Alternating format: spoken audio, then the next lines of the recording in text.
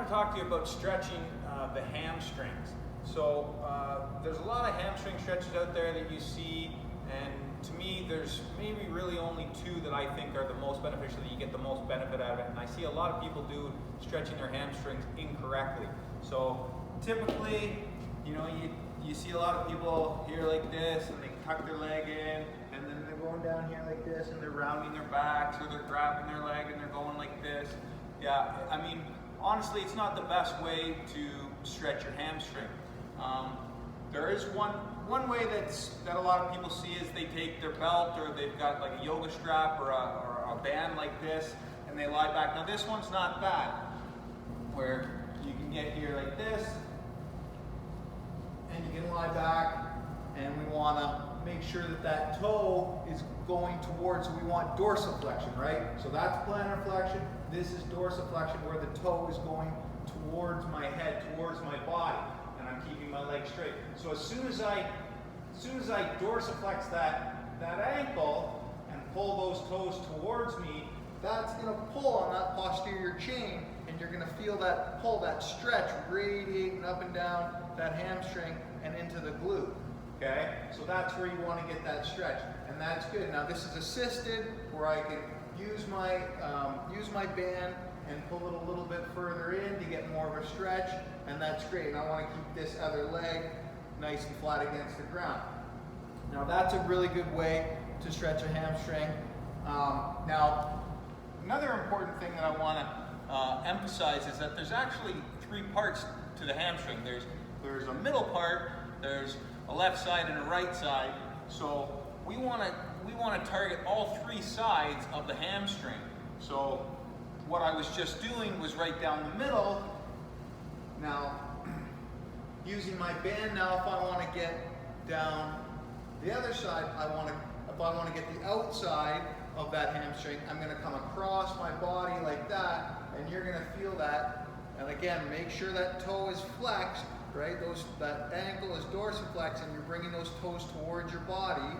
And then if I want to get on the inside of the hamstring, I go out this way.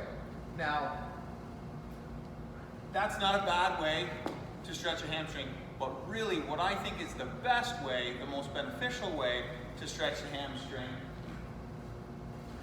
is we take PVC pipe, or a lot of my hockey athletes, we just take your hockey sticks and we just get an elevated surface like a bench, a box, or the side of your couch, or a chair, or whatever you've got. And biggest thing we want to do before we even do anything, right?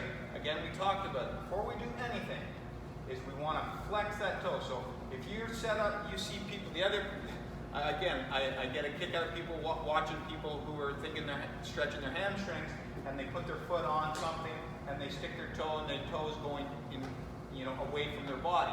This isn't doing anything. You're not getting any type of stretch in the hamstring. So what you got to do is you have to flex that foot, bring those toes towards your chest, right? And then again, we don't want to round our spine and go down towards like this, where we're trying to put our head towards the toe. We want to keep our backs nice and straight, flex that foot, and even just me doing that right now, keeping my back nice and flat and flexing that toe, I'm already feeling that pull. So if you're doing this following along with me at home, you'll feel that pull up and down, radiating up and down that posterior chain in that hamstring. And then all I'm going to do is I'm going to close the gap between my toe and my chest, and I'm just going to keep my back nice and straight, and I'm just going to lean forward. Oh, and right there, that's, I didn't go very far, and I'm getting a real good stretch up in the middle of that hamstring right there, just like that. Now, the reason why I take these sticks, right, I get my hockey sticks, I get these PVC pipe, is now I've got something that I can lean into, and I don't have to worry about balancing anymore. So I can hold on to something, put these sticks here, and then all I have to do, again, keep my back nice and flat, and I want to close that gap, and I can lean in and get a much more beneficial stretch, because I don't have to worry about balancing. All I'm doing is just leaning into those sticks, keeping my back nice and straight, my toe is flexed, right? Pulling those toes towards my chest and closing that gap, and oh gosh, I'm feeling that stretch right there. Now, to get the inside, all I would do is I take these sticks and go the other way, right? Go to this side, and then again, just lean in, and now I'm feeling a pull in the inside of that hamstring. As I go this way, again, flex those toes, and then I want to get the outside, and this one's going to be the most painful. You're going to feel this one the most. It's a great stretch.